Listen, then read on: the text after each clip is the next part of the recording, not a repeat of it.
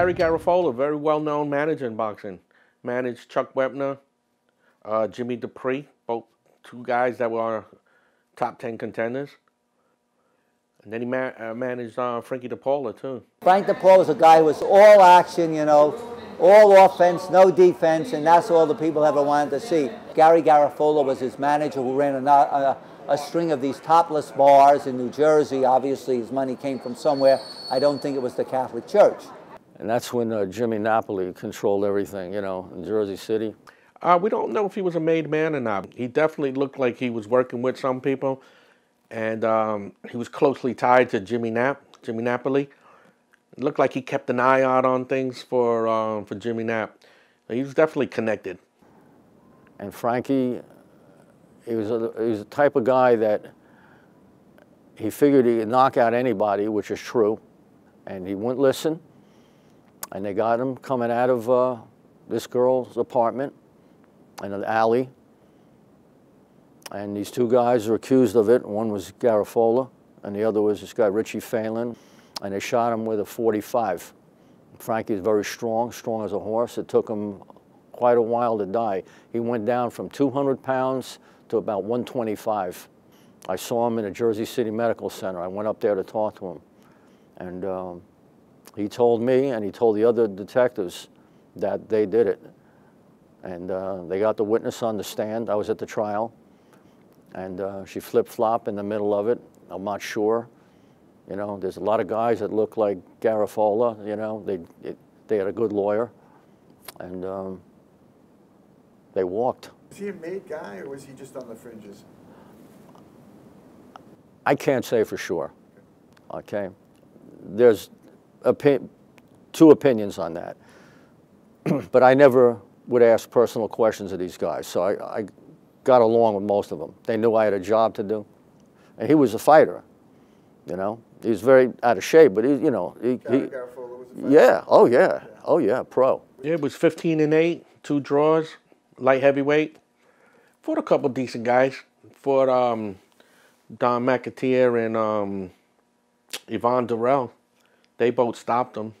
Yvonne Durrell almost stopped Archie Moore like a year after that. So I don't know how good he was, but he knew how to use his hands. Yeah.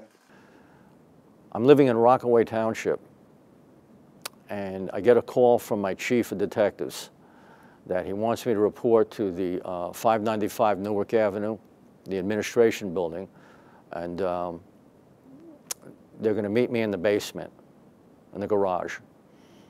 So Chuck Wepner was fighting Randy Neumann in the Jersey City Armory. And his manager is Gary Garafola, who was Frankie DePaula's guy, Al Braverman and Gary Garafola. So I go to the garage, and there's a captain and about 5, 6 other investigators. So the chief tells me, because it involves boxing, I will have, and I'm the police firearm instructor, I'm going to have tactical command. The captain there outranks me, but in dealing with this arrest, they wanted me to handle it because I knew these guys. They had an arrest warrant from Sussex, New Jersey for atrocious assault and battery.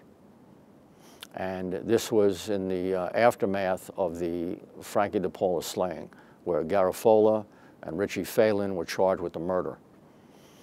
I was at the trial every day. So I go to the fight.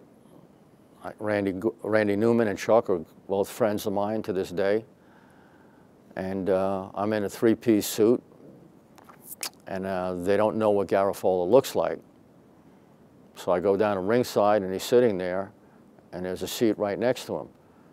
They said, "Hey, Ron, how you doing?" I said, "Hey, Gary, what's on?" He said, "Oh, man, who do you think's going to take it?" I go, "I got some good news and some bad news." He goes, "What the fuck? What?" So he knew I was a detective. I said, "I have some good news and some bad news." He goes, "Oh, no. Oh, no. No, no, no, no, no, no." I said, "Just listen to me. They got an arrest warrant for you. Look over your shoulder." And he looks and he sees them all. He goes, "You don't need all those guys." I said, I didn't ask for them to be here. I could do it myself. And he's sitting ringside, so the captain says, get this fucking scumbag and lock him up now. I get going. And I said, I still have tactical command. He said, oh, give me that shit. I said, I'm telling you, George, I have tactical command. You want, this is before I went over to Garafola. He says, lock him up. Let's go. Let's get out of here. No special privileges. And I said, that's not the way I want to do it. You want him to start fighting? He'll start fighting. Oh, we got something for him. No. You want to start a fight in here? You don't know who his friends are here. You know, let me handle it, and we'll do it nice and simple, all right? Sit down, watch the fight. I wanted to see the fight anyway, right?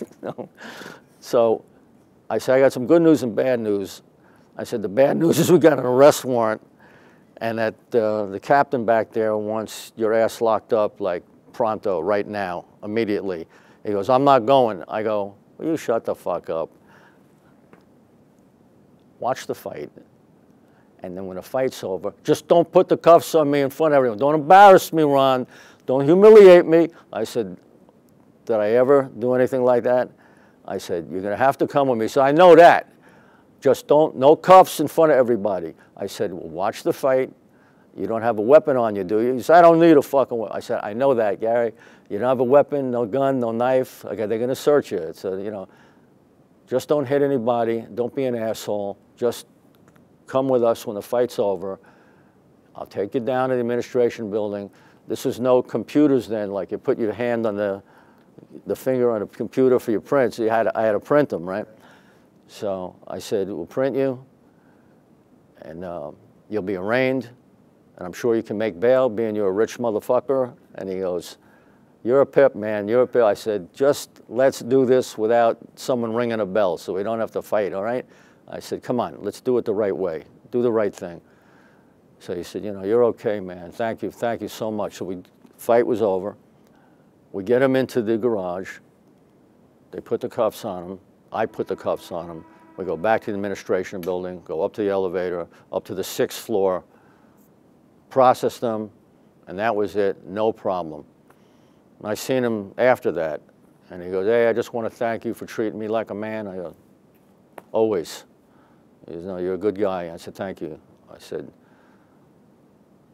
that was it.